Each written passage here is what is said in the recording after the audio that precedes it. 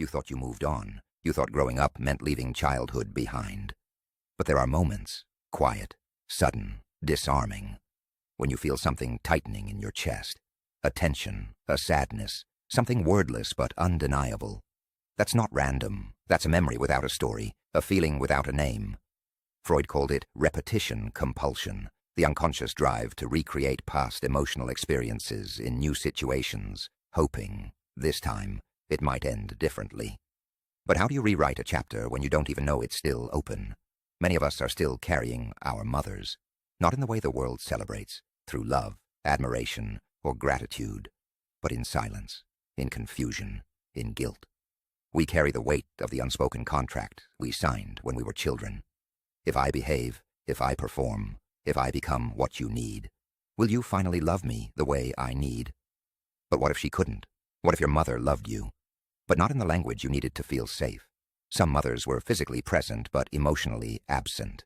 Some were overbearing, living through you rather than with you. Some gave their love with strings attached. Others withheld affection, thinking it made you stronger. You might not remember the exact moments, but your body does. You flinch when someone raises their voice. You over-explain yourself when you feel misunderstood. You work twice as hard just to prove you deserve to exist. These aren't random traits. They're patterns, psychological echoes of a childhood you didn't choose but had to survive. It's not about blaming her. It's about finally seeing her clearly, not as a goddess, not as a villain, but as a woman. A woman with her own wounds. A woman who likely never got what she needed, either. This realization can break you, or free you. Because once you see that the pain didn't start with you, you can begin the sacred task of ending it with you. Now pause. Ask yourself, did you grow up feeling like you had to earn your mother's love? Do you still shrink in relationships, afraid to express your needs? Do you confuse guilt with loyalty? If so, you're not broken, you're bound. Bound to a contract your younger self agreed to in exchange for safety. But you're not that child anymore. You no longer need to pay for someone else's love with your silence. Healing starts with recognition, not confrontation. You don't need to fight her. You need to stop fighting yourself. Because the moment you stop justifying her actions and start validating your pain is the moment you start becoming whole. This is not about turning your back on your mother. It's about finally turning toward yourself. You didn't just inherit your mother's smile or the curve of her jaw. You inherited her silence, her fears, her wounds. Not all inheritances are physical. Some are emotional blueprints, passed down like heirlooms, but hidden in the way we love, fear, fight, and stay silent. Maybe your mother never said, "I am not okay," but you heard it in the way she sighed when no one was looking, in how she flinched when asked about her past, in the way she poured herself into others but left nothing for herself. As children, we don't just learn by listening. We absorb, we mimic, we internalize. If she never showed you how to rest, you learned to run. If she never cried in front of you, you learned to hide your tears. If she swallowed her needs, you learned that love means self-sacrifice. This is what psychologists call intergenerational transmission, the emotional legacy silently passed from one generation to the next. And it's not your fault. But it is now your responsibility. Because until you break the pattern, you're likely to pass it on, too. Not out of malice, but out of mimicry. You find yourself in relationships where you give and give, hoping someone will see you. You find yourself uncomfortable with joy, because joy was never safe. You sabotage intimacy, because love always came with conditions. And here's the twist.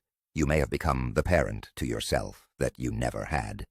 The caretaker, the fixer, the strong one. But even that role is a prison if it keeps you from softness, from vulnerability, from being held, instead of always holding everyone else. Let's ask the hard questions. Did your mother teach you that rest was lazy? That emotions were weakness? That survival was more important than softness? If so, then it makes sense why you struggle now. Not because you're incapable, but because you were trained to survive, not to thrive. But you are allowed to thrive.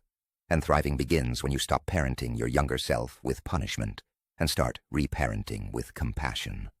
So how do you begin? Name the pattern. Observe when you're repeating her coping mechanisms without realizing it.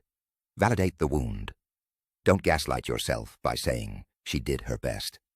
That may be true, And the pain is still valid. Reclaim your right to feel.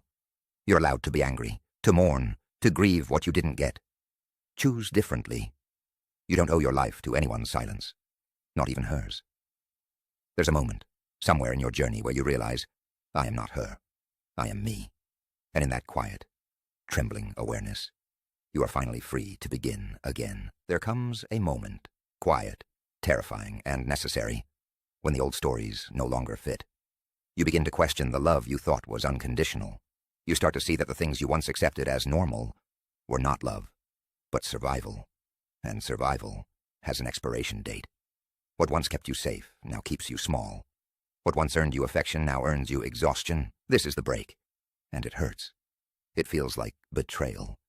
Like turning your back on the person who gave you life. Like stepping off a ledge with no promise you'll land. But here's the truth. Healing is not always graceful. Sometimes it starts with rage.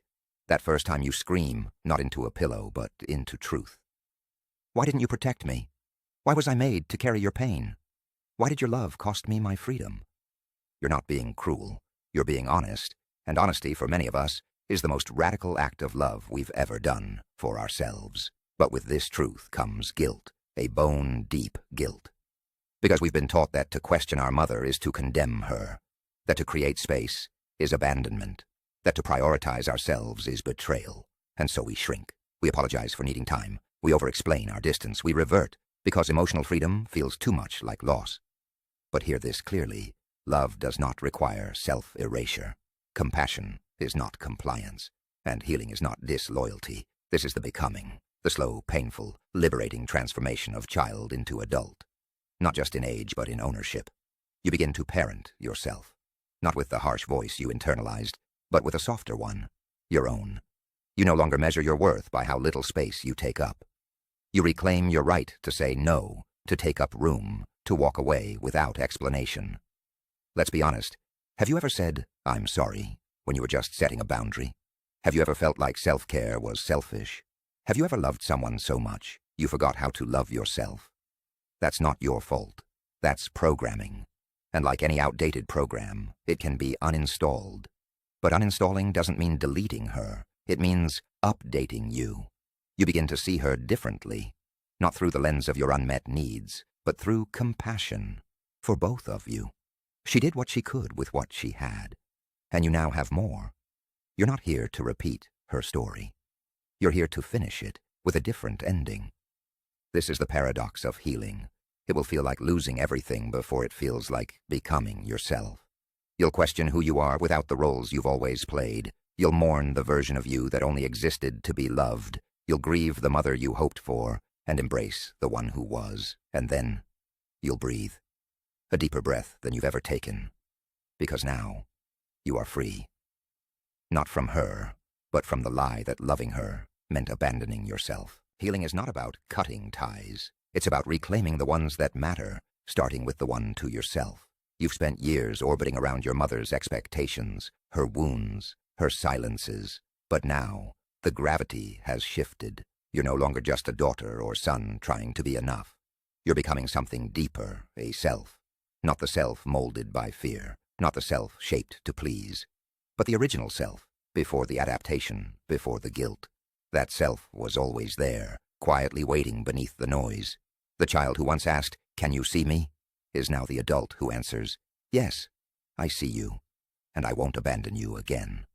Reconciliation doesn't always happen with her. Sometimes it happens within you. Maybe your mother is gone. Maybe she's still alive, but unavailable. Maybe she will never understand what she did or didn't do. And that's okay. Because healing does not require permission. It requires choice.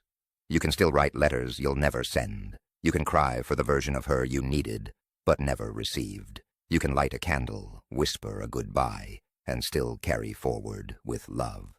You don't have to hate her to heal. You just have to stop betraying yourself to protect her image. Ask yourself, gently, what did I need that I never received? What would I give my own child that I was denied? What have I mistaken for love that was actually fear? And then ask, can I now give those things to myself? When you become your own witness, protector, nurturer, you no longer need to chase what was missing.